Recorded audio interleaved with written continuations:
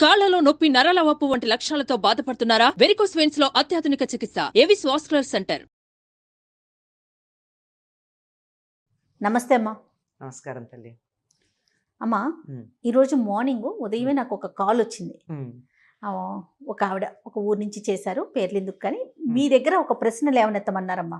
Okay అమ్మా. ప్రశ్న ఏంటంటే, ఆలయాల్లో శనగలు పులిహోర ప్రసాదంగా పెడుతుంటే, అంటే ఆలయ పూజారులు కాదు, వచ్చిన భక్తులు దాన్ని ప్రసాదంగా మిగతా భక్తులందరికీ పెడుతుంటే తీసుకోవచ్చా? ప్రసాదంగా పెట్టినప్పుడు తీసుకోవచ్చు కదమ్మా, దాంట్లో ఏమి ఆక్షేపణ లేదు. సమస్య ఎందుకు? అంటే వాళ్ళ శనిని వదిలించుకోవటానికి, వాళ్ళ ఇబ్బందుల్ని వదిలించుకోవటానికి పెడతారట అని నేను విన్నానమ్మా. ఇది అసలు ఎంతవరకు కరెక్ట్ అని అడుగుతున్నారు వాళ్ళు. పులిహార వల్ల ఏ శని వదులుతుంది? ఏముండదు అందులో. అమ్మవారికి మనం లలితా రహస్యనామ సహస్రం ఈ మధ్య అందరూ తప్పులో ఒప్పులో అందరూ చదివేస్తున్నారుగా. అందులో హరిద్ర అన్నైక రసిక అని ఉంటుంది అమ్మవారి నామాల్లో. హరిద్ర అన్నైక రసిక. హరిద్ర అంటే పసుపు, హరిద్ర అన్న ఏక రసిక. పసుపుతో కూడినటువంటి అన్నం మీద చాలా ఇష్టం కలిగినటువంటిది. ఇక అన్నంలో పసుపు వేసి కాక మనం కొద్దిగా పులిహార కూడా చేసి పెట్టే పద్ధతి ఉంది. అమ్మవారికి తప్పనిసరిగా మన ఇళ్లల్లో ఎలా ఉంటుందంటే, పూజ చేస్తున్నామంటే పరమాన్నం పులిహార తప్పనిసరిగా నైవేద్యంగా తయారు చేస్తారు. అందువల్ల పులిహార ఆహారంగా కడుపు నిండు ఉంటుంది, త్వరగా పాడవకుండా ఉంటుంది. అందుకని ప్రసాదంగా నైవేద్యం పెట్టి ప్రసాదం ఇస్తూ ఉంటారు తప్ప శనిపోతుందా దాంతో? అయినా శనికి సంబంధించింది నువ్వులు కదా. పులిహార అన్న బియ్యమేమో చంద్ర సంబంధం, పైగా అందులో పసుపు వేశారు కనుక అసలు అందులో చంద్రుడికి సంబంధం కూడా ఉంటుందో ఉండదో తెలియదు నాకు. Right, okay. కనుక అట్లాంటిది ఎలా పోతుంది? పోదు. మరి శనగల విషయానికి వచ్చినట్టయితే, శనగలు కూడా దేనికి? శనగలకి అధిపతి గురుడు అంటారు. ఆ గురుగ్రహ దోషం ఏదన్నా ఉంటే దానం చేస్తారు. ఇది దానం కాదు కదా. దానానికి, ప్రసాదానికి, నివేదనకి, పేరంటంలో తాంబూలం ఇయ్యడానికి మధ్య తేడా తెలియదమ్మా. శనగలు తప్పనిసరిగా తాంబూలంలో ఇస్తారు. శనగలు తాంబూలంలో ఇస్తారు కదా మనకి పేరంటంలో. మరి అక్కడ తాంబూలం కూడా పుచ్చుకోకూడదేమో అప్పుడు? అది కూడా ఆలోచించాలంటారు. కూడా ఆలోచించాలి కదా. అమ్మ, దోషాలు ఉన్నప్పుడు గుడిలో ఇప్పుడు పూజారులు ఎవరో చెప్తారు, మీకు పలానా దోషం ఉందమ్మా, శనగలు అందరికీ కొంచెం ఇవ్వండి అట్లా చెప్పరమ్మా. అట్లా చెప్పరమ్మా. ఇప్పుడు గురుగ్రహ దోషం ఉంది అంటే శనగలు దానం ఇవ్వమంటారు, దానం ఇవ్వండి అంటారు. దానం ఇచ్చేప్పుడు ఏం చేస్తారు? అందరికీ ఇంతంత ఏం పంచరు. దానికి ఒక లెక్క ఉంటుంది. కిలోంబావో 5 కిలోలు ఏదో లెక్క, అది వాళ్ళు చెప్తారు. ఊరికే నేను మాట వరుసగా చెప్పాను. అది ఒక బ్రాహ్మడికి పిలిచి ఆ బ్రాహ్మడికి మంత్రపూతంగా దానం ఇస్తారు. మంత్రం ఉంటుంది దానికి, గురుగ్రహ దోష నివారార్థం అని చెప్పి దానికి ఒక మంత్రం ఉంటుంది. ఆ మంత్రం చెప్పిన తర్వాత ప్రదాస్యామి ఇదన్నమమా అని చెప్తారు. ఈ నుంచి ఇది నాది కాదు అని చెప్పిస్తారు. అట్లా ఇచ్చినప్పుడు అది దానం అవుతుంది తప్ప ఇలా గుళ్ళో ప్రసాదం పంచింది దానం అవదు. గుళ్ళో మనం శనగలు ఇచ్చినా పులిహోర ఇచ్చినా కూడా అది దానం కాదు, దాని ప్రసాదంగానే దానం కాదమ్మా. ఈ తీసుకున్నటువంటి వాడు ఎవరైతే ఉంటారో దానం తీసుకున్న వాళ్ళు ఈ వీరికి ఏదో దోషం ఉందన్నారే, గురుగ్రహ దోషం, ఆ దోషం ఆ శనగల ద్వారా వాడికి ఎడుతుంది. కూడా నానబెట్టి కూడా ఇవ్వరు, పచ్చి శనగలే మామూలు ఎండుగా ఉన్నవే ఇస్తారు. అలా ఇస్తారు.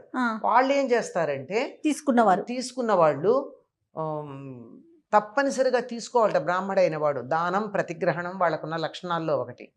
ఎవరన్నా దానం ఇస్తానంటే తీసుకోవాలి. అది బ్రాహ్మణులకున్న లక్షణాలు చెప్తే ఆశ్చర్యపోతారు. వాళ్ళు ఏదో చాలా గొప్పవాళ్ళు, వాళ్ళు సుఖపడిపోతున్నారని చాలా మంది అనుకుంటారు. కానీ నిజంగా 6 లక్షణాల ప్రకారం జీవించే బ్రాహ్మడు జీవితం చాలా కష్టమైంది. అది తీసుకున్నాక ఆ దోషం తనకు సంక్రమిస్తే అది పోగొట్టుకోవడానికి గాయత్రి మంత్రం చెయ్యాలి మర్నాడు. లేకపోతే ఆయన మీద కూర్చుంటుంది అది, ఆ దోషం. అలా గాయత్రి మంత్రం చేసేటటువంటి బ్రాహ్మణుడికి మాత్రమే దానం ఇస్తారు. దానం తీసుకుంటే ఖచ్చితంగా గాయత్రి మంత్రం చేయాలి. చేసి ఆ దానాన్ని, ఆ పాపాన్ని హరింప చేయాలి. అంతేగాని ఊరికే ఆ దానాలు పుచ్చుకుని వాళ్ళు బలిసిపోతున్నారు, దానాలు పుచ్చుకుని వాళ్ళు పని ఏం చేయకుండా దానాలు తీసేసుకుంటున్నారు, వాళ్ళు సుఖపడిపోతున్నారు లాంటి మాటలు మనం వింటాం, అవునవును, వింటూ ఉంటామమ్మా. వింటూ ఉంటాం. ఎవరైనా ఉన్నారేమో తీసుకుని ఆ, మర్నాడు ఆ గాయత్రి చేయకుండా ఏదో సహస్ర గాయత్రి దగ్గర నుంచి లెక్క అంటే 1000 ఉమ్, అక్కడి నుంచి లెక్క ఉంది. ఒక్కొక్క దానికి ఒక్కొక్క పరిహారానికి అంతంత జపాలు చెయ్యాలి. ఉహు, అంత జపం చేయని వాళ్ళు ఉంటే ఉండొచ్చు, లేదని అన్నాం. ఎక్కడ లేరమ్మా, ఉమ్, బ్లాక్ షీప్ అన్ని చోట్ల ఉన్నారు. అంతే. కానీ నిజానికైతే చేయవలసిన పద్ధతి ఇది. ఉమ్, అట్లాంటిదైతేనే దానం అవుతుంది తప్ప గుళ్ళో ప్రసాదంగా గనక అయినట్టయితే వాళ్ళు పూజారి చేయకపోయినా ఈ తీసుకొచ్చిన వాళ్ళు కూడా గుళ్ళో దేవుడి దగ్గర చూపిస్తారు కదా, ఉమ్. దేవుడికి చూపించినాకే అందరికీ పెడతారు ఆ కదమ్మా. చూపించాక పెడతారు కదా. దేవుడికి చూపించాక ఇంకా అందులో దోషమే ఉంటుంది. దాన్ని మనం నైవేద్యంగానే భావించాలి, ప్రసాదంగానే పెట్టి- భావించాలి. అంతే, ప్రసాదంగానే భావించాలి గుళ్ళో పెడితే. ఉమ్, ఇక్కడ ఇంకొక మాట కూడా చెప్పాలి. సాధారణంగా ఈ పులిహార పెట్టడం విషయంలో కొంత చాలామందికి అభ్యంతరం ఉంటుంది. ఆహా, ఎందుకంటే ఒకసారే భోజనం చేయడం లేక 2 సార్లే భోజనం చేయడం లాంటి నియమాలు ఉంటాయి కదా ఆ, చాలా మీలాగా మందికి. ఒక్కసారే. అలా చేసేవాళ్ళు ఉన్నారు అనుకోండి, అమ్మ. ఇది అన్నం కిందే లెక్క వస్తుంది కదా, ప్రసాదం అన్నం ఉండే కదా దాన్ని పులిహారగా తయారు చేశారు, అంతే దేవుడికి ప్రసాదం పెట్టినా. అట్లాంటి వాళ్ళు సందేహంలో పడతారు. ఇది ప్రసాదం గనక తినాలా, పులిహోర అన్నం గనక అన్నంతో చేసింది గనక వద్దనుకోవాలి. వద్దనుకోవాలా అని సందేహం వస్తుంది. అట్లాంటి వాళ్ళు కొంచెం తీసుకోవడానికి సందేహించటాలు లాంటివి మనకు కనపడుతూ ఉంటాయి. అందువల్ల మనం చేసిన ప్రసాదం అందరూ స్వీకరించాలి అని అనుకున్నట్టయితే అన్నంతో చేసిన ప్రసాదం కాక ఆలయంలో అర్చకులు చేయడం వేరు. ఆ పులిహోర వేరమ్మా. అది అది కూడా స్వామివారికి ఒకసారి కదా నివేదన చేస్తారు, అన్నిసార్లు చేయరుగా. అవునవును. స్వామివారైనా అమ్మవారైనా ప్రతి వాళ్ళు తీసుకొచ్చి అన్నం తీసుకొచ్చి వండి దేవుడికి నైవేద్యం పెడతారా? పెట్టు. ప్రతి వాళ్ళు పెడితే తీసుకోడు కదా ఆయన. అరటిపండు, కొబ్బరికాయ లేదా నానబెట్టిన శనగలు అవి కూడా ఉడకబెట్టినవి అయితే వాళ్ళే చేయాలి, వీళ్ళు కాదు. ఆ తేడా ఉంటుంది. అవును. అందువల్ల ఆ కొంచెం అటువంటి విషయంలో చేయదలుచుకుంటే మన ఇంట్లో చేయడం కాకుండా అర్చకుణ్ణి చేయమని స్వామివారికి నైవేద్యం పెట్టమని చెప్తే అసలు ఇటువంటి అభ్యంతరాలేరు. నేను నా ఇంట్లో చేసి తీసుకొచ్చి మీకు పంచుతాను అంటే ప్రసాదమే అనుకో, తప్పేం లేదు. కానీ అది ఉత్తమమైన పద్ధతి ఏమిటి అంటే అది మీ ఇంట్లో ప్రసాదం. అది ఈ ఉత్తమమైన పద్ధతి ఏమిటంటే అది తీసుకెళ్ళి ఆ ముడి సరుకు పూజారికి ఇచ్చి ఆయన్ని వండి నైవేద్యం పెట్టమంటే ఉత్తమంగా ఉంటుంది. ఇది చెయ్యకూడదని కాదు, కానీ అది this is good, that is better. అది తేడా. ఇప్పుడు చిలుకూరు దేవాలయం ఉంది, వెంకటేశ్వర స్వామి దేవాలయం. అక్కడ కానుకలు డబ్బు రూపంలో వేస్తే తీసుకోరు, తెలుసు కదా.